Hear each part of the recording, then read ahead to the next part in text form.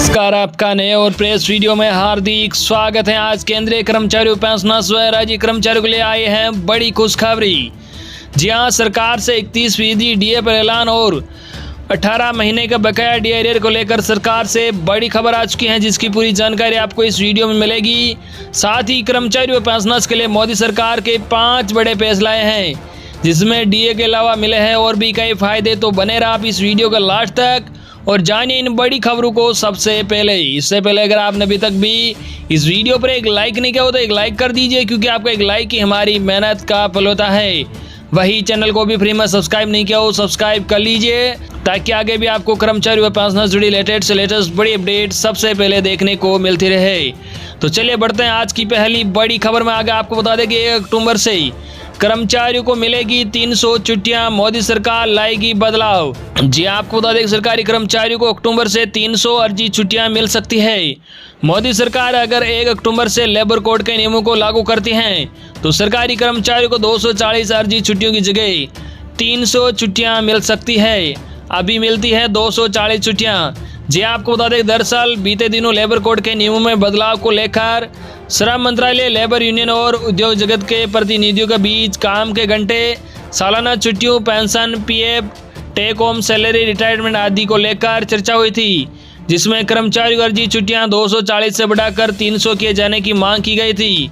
Labour union की मांगों को माना जाता है तो 1 अक्टूबर से सरकारी कर्मचारियों को 300 अर्जी छुट्टियां मिल सकती हैं। सरकार से भवन और अन्य निर्माण श्रमिकों, बीड़ी श्रमिकों, पत्रकारों और श्रमिकों के साथ साथ सिनेमा क्षेत्र से जुड़े श्रमिकों के लिए अलग नियम बनाने की डिमांड की थी। अब लेबर मिनिस्ट्री और मोदी सरकार लेबर कोड के नियमों को 1 अक्टूबर तक नोटिफाई करना चाहती हैं। संसद ने अगस्त 2019 को 3 लेबर कोड, इंडस्ट्रियल रिलेशन, काम की सुरक्षा, हेल्थ और वर्किंग कंडीशन और सोशल सिक्योरिटी से जुड़े नियमों में बदलाव किया था। ये नियम सितंबर 2020 को पास हो गए थे। सरकार नए लेबर कोड में नियमों को 1 अप्रैल 2021 से लागू करना चाहती थी, लेकिन राज्यों की तैयारी न होने और कंपनियों को एचआरए पॉलिसी बदलने के लिए ज़्यादा समय देने के कारण इन्हें टाल दिया गया। लेबर मिनिस्ट्री के मुताबिक सरकार लेबर कोड के नियमों को 1 जुलाई से नोटिफाई करना चाहती थी, लेकिन राज्यों ने इन नियमों को लागू करने के लिए और समय मांगा, जिनके कारण उन्हें 1 अक्टूबर तक के लिए टाल दिया गया। ये नियम लागू होने से कर्मचारियों की छुट्टियां बढ़कर 300 हो सकती है। वही अगली बड़ी खबर, सुप्रीम कोर्ट का बड़ा फैसला। सरकारी कर्मचारियों की मौत के बाद तलाक लेने वाली बेटी अनुकंपा नौकरी के हकदार नहीं। जी आपको बता दें कि सुप्रीम कोर्ट ने सोमवार को फैसला सुनाया कि किसी सरकारी कर्मचारी की मौत के बाद तलाक लेने वाले मृतक कर्मचारी की बेटी अनुकंपा नियुक्ति के हकदार नहीं होगी। जस्टिस एमआर शाह और जस्टिस अनिरुद्ध बोस की पीठ ने कर्नाटक के कोषागार निदेशक द्वारा दायर उस अपील को स्वीकार कर लिया, जिसमें कर्नाटक हाईकोर्ट द्वारा राज्य सरकार को वी सौम्याश्री को अनुकंपा नियुक्ति देने का निर्देश दिया गया था। उनकी मां पी भाग्यम्मा मांड्या जिले में द्वितीय श्रेणी सहायक के रूप में कार्यरत थी, जिसकी 25 मार्च 2012 में मृत्यु हो गई थी। कर्नाटक सिविल सेवा नियम 1996 पर गौर करने के बाद शीर्ष अदालत ने पाया कि उस समय के मानदंडों के अनुसार तलाकशुदा बेटी के लिए अनुकंपा नियुक्ति का कोई प्रावधान नहीं था। केवल अविवाहित बेटी और विधवा बेटी जो मृतक महिला सरकारी कर्मचारी की मृत्यु के वक्त उन पर निर्भर हो और उसके साथ रह रही है, उसे ही अनुकंपा के आधार पर नियुक्ति के लिए योग्य माना जाएगा। तलाकशुदा बेटी शब्द को बाद में 2021 में एक संशोधन द्वारा इसमें जोड़ा गया है। मौजूदा मामले में शीर्ष अदालत ने पाया कि जब 25 मार्च 2012 को कर्मचारी की मृत्यु हुई थी तो सौम्याश्री उसकी विवाहित बेटी थी और उसकी शादी बरकरार थी। हालांकि अपनी मां की मृत्यु के बाद उसने 12 सितंबर 2012 को आपसी सहमति से तलाक ले लिया। अदालत ने 20 मार्च 2013 को तलाक को मंजूरी दे दी। अगले ही दिन यानी 21 मार्च 2013 को उसने अनुकंपा के आधार पर नियुक्ति के लिए आवेदन किया था। वही अगली बड़ी खबर आपको बता दें कि हिमाचल में सरकारी कर्मचारी और पेंशनर्स को 6% डीए देने की अधिसूचना हुई जारी। जी आपको बता दें कि हिमाचल प्रदेश सरकार ने राज्य के सरकारी कर्मचारी और पेंशनर्स को 6% महंगाई भत्ता डीए की अधिसूचना जारी कर दी है। पहले 153% था, जो ये अब बढ़कर 159% हो गया है। ये आदेश सितंबर 2021 से प्रभावी होगा। कर्मचारी और पेंशनर्स को अक्टूबर में मिलने वाले वेतन से नई दरों पर डीए मिलेगा।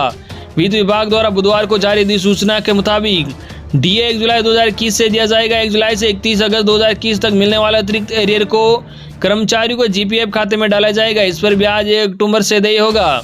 अतिरिक्त मुख्य सचिव विद प्रबोध सक्सेना द्वारा जारी अधिसूचना में स्पष्ट किया गया है कि जो कर्मचारी बीच में सेवानिवृत्त हुए हैं और कंट्रीब्यूटरी पेंशन स्कीम के तहत आते हैं, उन्हें डीए की किस्त का एरियर उनके खातों में नकदी के रूप में डाला जाएगा, जबकि निगमों, बोर्ड और अन्य स्वायत्त संस्था के कर्मचारियों को डीए की यह किस्त उनकी आर्थिक स्थिति के अनुसार दी जाएगी। डीए की दरें बढ़ने से प्रदेश के लाखों सरकारी कर्मचारी पेंशनर्स को मिलेगा। गौरतलब है कि मुख्यमंत्री जयराम ठाकुर ने 15 अगस्त को राज्य स्तरीय स्वतंत्रता दिवस समारोह के दौरान डीए की किस्त 6% बढ़ाने की घोषणा की थी। वही अगली बड़ी खबर आपको बता दें कि केंद्रीय कर्मचारियों व पेंशनर्स के लिए खुशखबरी। अक्टूबर में सरकार देगी 2,18,200 रुपये तक का तोहफा। जानिए कैसे। जी आपको बता दें कि महंगाई भत्ता और महंगाई राहत, डीएडीआर और किराया एचआरए में बढ़ोतरी के बाद केंद्र की नरेंद्र मोदी सरकार अब दिवाली से पहले यानी अक्टूबर 2021 में फिर से सरकारी कर्मचारियों को तोहफा दे सकती है। जुलाई में केंद्र ने महंगाई भत्ता 17% से बढ़ाकर 28% और मकान किराया भत्ता को 24% से बढ़ाकर 27% किया।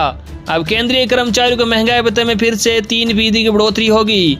इसे बढ़ाकर 31% कर दिया जाएगा। बता दें, केंद्र ने कोरोना वायरस महामारी के चलते मई 2020 में महंगाई भत्ते में बढ़ोतरी पर रोक लगा दी थी। वही आपको बता दें कि कर्मचारी व पेंशनर्स कर रहे हैं डी एरियर की मांग। जी हां, महंगाई भत्ते में बढ़ोतरी के बाद केंद्रीय कर्मचारी डी एरियर की मांग कर रहे हैं। जेसीएम की राष्ट्रीय परिषद, कार्मिक और प्रशिक्षण विभाग डीओपीटी और वित्त मंत्रालय के बीच 26 व 27 जून 2021 को एक बैठक हुई।